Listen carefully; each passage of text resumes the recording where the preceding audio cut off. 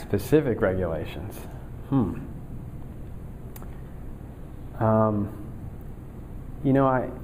Candidly, I won't confess to be able to list a specific regulation or two that I would go after.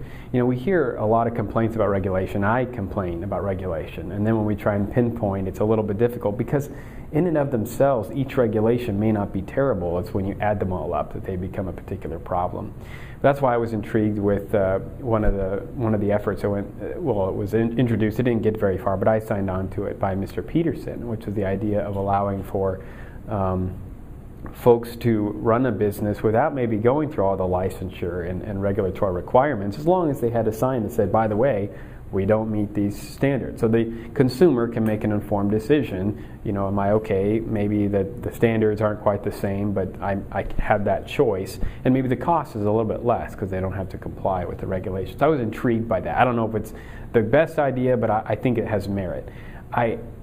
We have a litany of boards and commissions that look at all kinds of and create regulations or for different industries, for different job descriptions. I can't tell you why a barber has to go to school for I don't know how many hundreds of hours, or maybe it's thousands of hours, but a person who's selling a home doesn't have to go as much schooling. I'm not saying it's good or bad, other than it seems odd to me because one seems a lot more sophisticated, not to judge anybody, but it just shows that we have no pattern or very little logic to how we set up our regulations. So could I pick one specifically? No.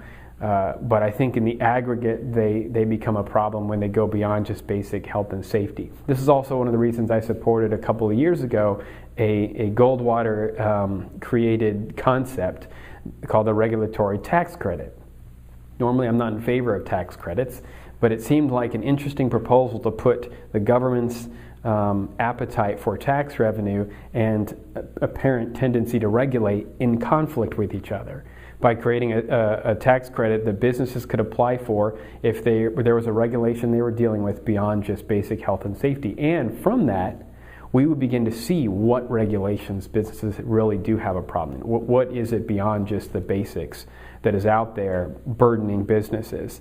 So I like to solicit feedback. That was an effort that we got out of the House, and then it didn't go anywhere in the Senate, to try and sort of put that on autopilot, where we would constantly be having feedback coming in to the state as to what regulations are out there that we should look at doing away with.